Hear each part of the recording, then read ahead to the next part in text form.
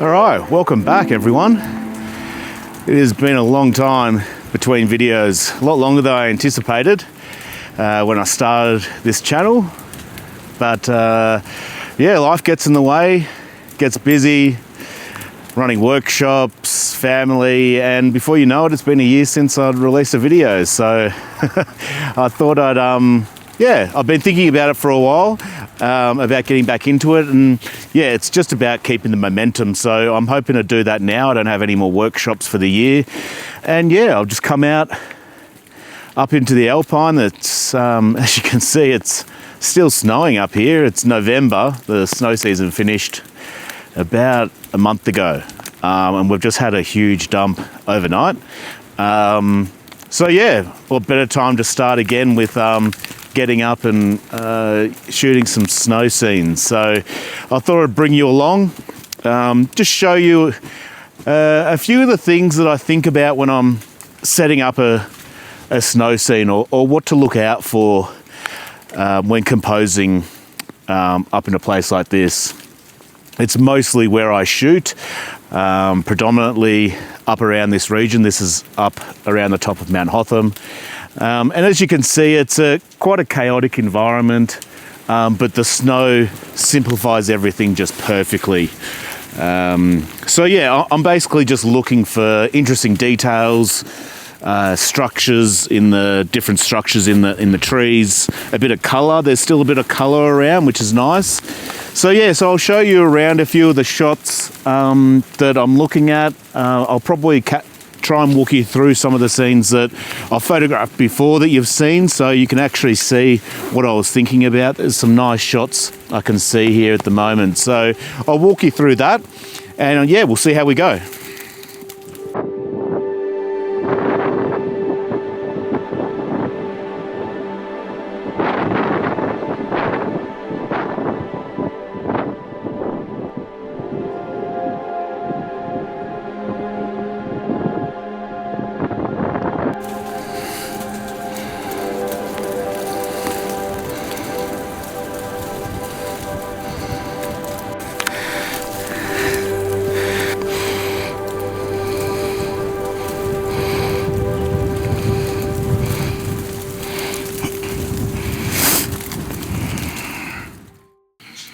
So unfortunately, when I was out, my audio actually cut out. So I didn't realise this until I got back. The whole time I thought I was recording. So what I was going to say was, when I come across a scene like this, what I'm looking at or what I'm thinking about is, firstly, can I make a composition from this? And this tree is something instantly I knew I could make a nice composition from, just because of the structure of the tree.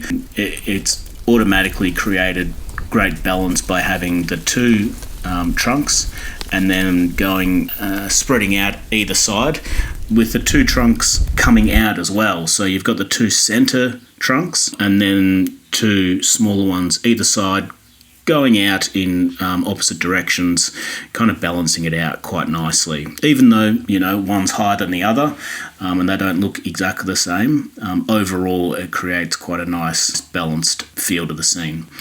Also, that it's got some nice colour in it, so that's what I'm looking for when I'm trying to find these trees and ones that will make a nice composition. It's got really nice colour going through the trunks, those yellows, just kind of rippling through it against the kind of darker parts of the trunk, just contrast really nicely. The other thing as well is, with these snowgums, they're found in quite chaotic environments and there's always a lot of mess around. So like I've said before, shooting in foggy or snowy scenes really helps to simplify the scene, and that's what's happened here.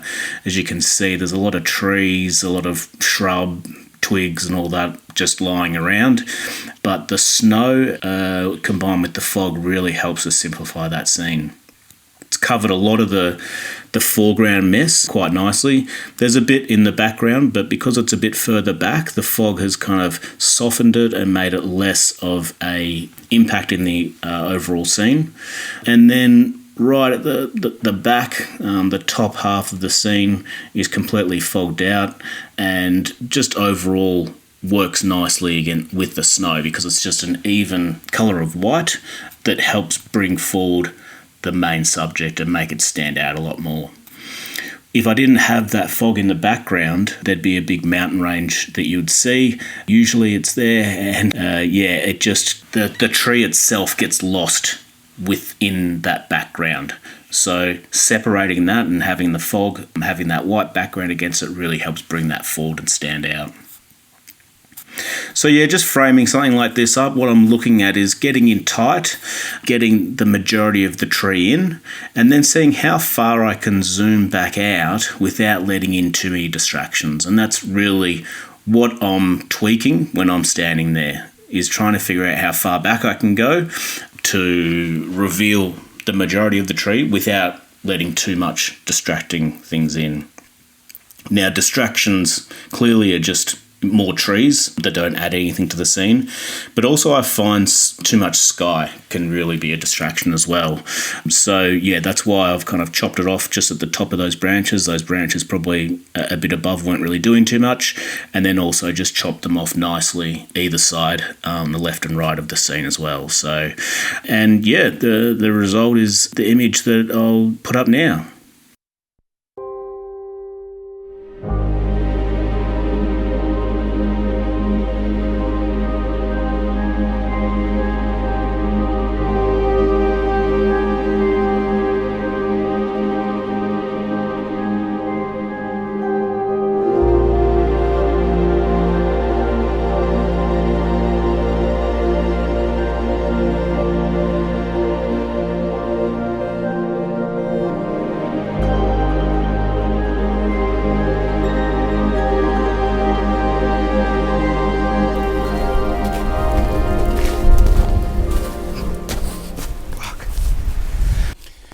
Alright, so this snowgum I've photographed many times before. You've probably maybe seen it on my social media or website.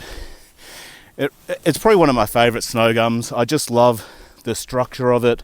You know, you've got this main dominant limb, this trunk, and then there's one on the side, and they're both just curving in the kind of left, over to the left, that direction. I just love how they've been shaped over time. The other thing I love is the colour throughout the trunks as well. You've got this really nice yellows, greens, some reds as well. But yeah, it's really for me about the structure. Now, shooting this tree, I've shot it many times before, and you really need the fog in the background to really make this work, because it really makes the main subject of these trunks here just stand out and the colour pop. In the background, you've just got a massive mountain range, which, you know, ordinarily if the fog's not there, it's quite dull and dark, and it just doesn't provide the separation you need to really make these stand out. So when I'm shooting this one, I tend to shoot it in a portrait orientation, just because it captures the top of how high that really goes there. I have tried shooting it in landscape. As you can see, if I can get out the way, it's a bit sketchy here. Got a few rocks and it's just on the edge of a cliff here. So you've got this nice trunk coming right out to the left, but for me it's really about these two main center ones here. So cutting off this limb here around just here, I don't mind, because it's the structure really, the stuff that I really like is this curvature here.